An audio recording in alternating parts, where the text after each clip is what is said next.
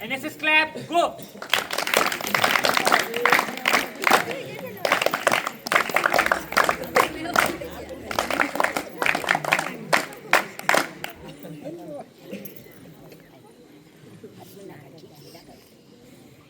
नमस्कार मंडळी. हे आहे आपलं गाव. इथे शेती आहे, माती आहे आणि कष्ट करणारी माणसं सुद्धा आहेत. तरी एक प्रश्न सतत उभा असतो, तो म्हणजे बेरोजगारी. आजची गोष्ट आहे एका कष्टकरी बापाची आणि त्यांच्या 2 मुलांची, जे दोघी वेगवेगळ्या वाट्यांवर चालले आहेत. आजची गोष्ट आहे स्वप्नांची, संघर्षाची आणि योग्य मार्ग निवडण्याची. कारण जेव्हा आपण आपली आवड ओळखतो तेव्हाच आपण आपलं भविष्य घडवतो. तर मंडळी, या घटनेवर आज आम्ही एक पथनाट्य सादर करीत आहोत. तर चला बघूया.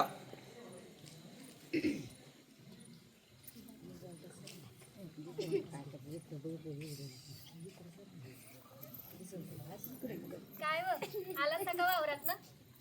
दिसाना का तुला? का काय झालं? काय सांगू, दिवसेंदिवस शेतीचं उत्पन्न कमी होतंय, खर्च खूपच जास्त वाढतोय आणि कर्ज काय मात्र संपत नाही. रात्रभर ती चिंता आणि दिवसभर फक्त आणि फक्त मेहनत. मुलांचं भविष्य डोळ्यासमोर दिसतंय पण मार्ग काही सापडत नाही. अगं, कष्ट असले तरी आपली पोरं हुशार आहेत. मोहन मन लावून अभ्यास करतोय. तो उद्या शिकून चांगली नोकरी करेल, आपल्या गरिबीला कायमची सुटका देईल. अगं हो, मोहनचं तर ठीक आहे, सोहमचं काय? काय आमच्या शेतात रमलेला असतोय. शेतीत आयुष्य घालून त्याला मिळणार तरी काय? मला त्याचं भविष्य अंधारात बघायचं नाही. हे बघ, आला सोहम. बाबा, तुम्ही बोलला ते ऐकलं मी. पण शेती बदलतीये, आपण पण बदलायला हवं. नव्या तंत्राने उत्पादन वाढू शकतं, पाणी वाचेल आणि खर्च पण कमी होईल. बस झालं. सोहम, तू फक्त शिक्षणावरती लक्ष दे. अरे, या शेतीत संघर्ष सोडून काही नाही. मला तुझं भविष्य सुरक्षित हवंय. अहो बाबा, मला शेती आणि व्यवसायाची आवड आहे. त्यात काहीतरी नवीन करून दाखवायचंय. मला माझ्या आवडीची संधी तर द्या. नाही, हे सगळं काय मला मान्य नाही. तू विचार केलास कधी? लोक काय म्हणतील? शंकररावांचा मुलगा शेतकरीच राहिला. माझ्यासारखं आयुष्य तुझं व्हायला नको रे. अगं आई, तू सांग ना. अगं, प्रत्येक मुलाची आवड ही वेगळी असते. जबरदस्तीनं लादलेली स्वप्न टिकत नाहीत.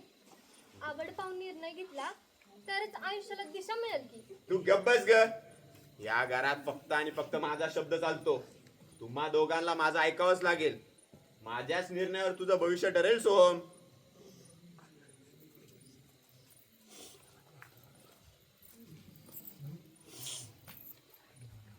इथेच चूक होते मंडळी.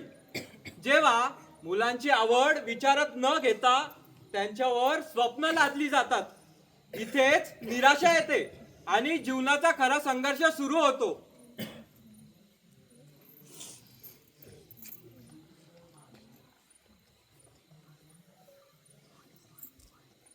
काय रे मोहन, अभ्यास चालला काय? हो दादा. काय म्हणतो मग? अरे दादा, माझं स्वप्न आहे चांगली नोकरी मिळवायची आणि घराची जबाबदारी माझ्यावर घ्यायची. आई बाबांना कष्टातून बाहेर काढायचे. पण अभ्यास करून यश मिळेल का, हा प्रश्न मला सतत छळतोय. मोहन, तू खचू नकोस. तुझे प्रयत्न तू सोडू नको. तू सतत तुझा अभ्यास चालू ठेव. हो दादा, मी खूप अभ्यास करेल आणि चांगली नोकरी मिळवेल. हो मोहन. मोहन, माझं मन तर शेतीत रमलंय. शेतीत काहीतरी नवीन करून दाखवायचंय. पण बाबांना माझी आवड काही समजत नाही. अरे, मी कसं सिद्ध करू की शेतीला पण भविष्य आहे? बरं चल, या गोष्टीचा तू नको विचार करू. तू तुझा अभ्यास चालू ठेव. हो दादा. मी आलोच पाणी देऊन. हो दादा.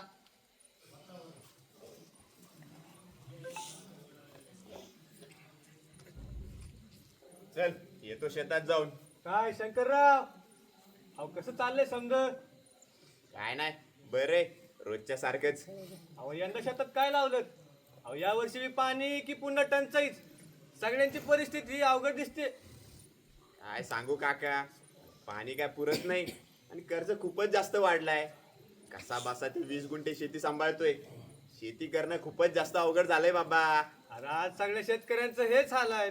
शेतकऱ्यांचं दुःख फक्त आपण शेतकरीच समजू शकतो. त्यात आता शिकलेली मुलंही नोकरीसाठी भटकतायत. अरे मोठमोठ्या कंपन्यात जागा सुद्धा नाहीत. त्यांनी तरी जायचं कुठे? म्हणूनच तर रे, मुलांना शिकवलं पण आजकाल शिक्षणानंतरही त्यांना नोकरी नाही. तर आता मुलांनी नेमका आधार तरी शोधायचा कुठं? आपल्या पिढीपेक्षा त्यांचं भविष्य अधिकच अंधारात दिसतंय. मला तर काही समजत नाही बाबा. खरे तुझं शंकरराव, खरे. बर चल, निघतो मी. चल येतो.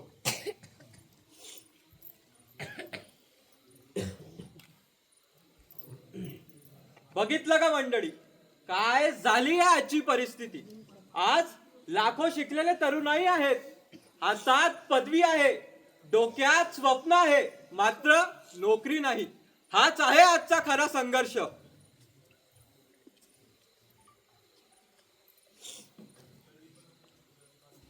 अरे ताई, तू इथे? बरं झालं भेटली.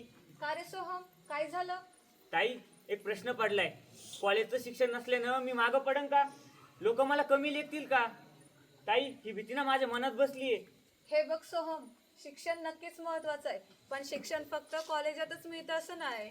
तू कौशल्य शिक, तंत्रज्ञान वापर, बाजाराची ओळख करून घे, यातूनच तर यश घडतं. हो ताई. ताई, मग मी ठरवलंय, शेतीसोबत दुग्ध व्यवसाय सुरू करीन. भाजीपाला पिकून तो थेट बाजारात नेऊन विकेल. मधला दलाल काढून टाकन आणि माझ्या कष्टाचं फळ मीच घेईल. शाबास सोहम, हेच आहे नव्या भारताचं खरं शेतकरी मॉडेल, जो शिक्षणासोबत विचार बदलतो. चल, तू तुझं काम करत राहा आता. हो ताई, चल मी पण निघतो मग. हो.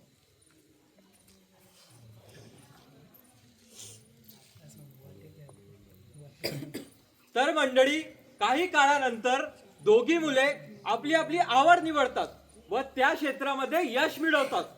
मोहन हा अभ्यास करून ध्येय गाठतो आणि सोहम हा शेती करून मोठा उद्योजक होतो. ते कसं, चला पाहूया.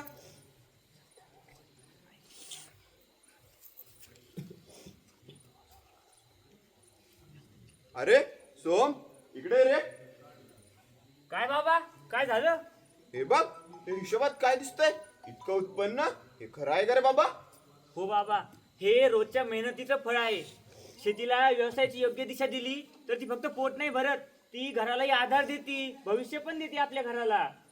मला वाटायचं शेती म्हणजे फक्त घाम, अपयश आणि कर्ज. नाही बाबा, माती आपल्याला कधीच फसवत नाही. तिला आपण समजून घेतलं तर ती आपल्याला उचलून धरती. अगदी बरोबर बोललास बघ पोरा. आज मला माझ्या लेकराचा अभिमान वाटतोय. तो शेतकरी तर आहेच, पण स्वतःच्या कष्टावर उभा राहिलेला उद्योजक पण झालाय. बाबा बाबा काय रे मोहन, काय झालं? बाबा, मला नोकरी लागली आहे. काय सांगतोय, खरंच? हो बाबा, एवढ्या कष्टानंतर आज यश मिळाले. शाब्बास पोरा, तू करून दाखवलंस. आज माझे डोळे उघडले. एक मुलगा शिक्षणाच्या जोरावरती उभा राहिला आणि दुसरा आवडीच्या जोरावर. अगं आई, आम्ही दोघं वेगवेगळ्या वाटाने चाललो, पण ध्येय मात्र एकच होतं, घराला चांगलं भविष्य द्यायचं. होय रे पोरांनो, खरंच की. आज कळलं दादा, यशाला एकच वाट नसते. मला माफ करा लेकरांनो, मला तुमच्या आवडी निवडींवरती विश्वास ठेवायला जरा उशीर झाला. अगदी बरोबर बोललासा. आज या घरात बेरोजगारी हरली. आमच्या कष्टाचं सोनं केलं पोरांनो.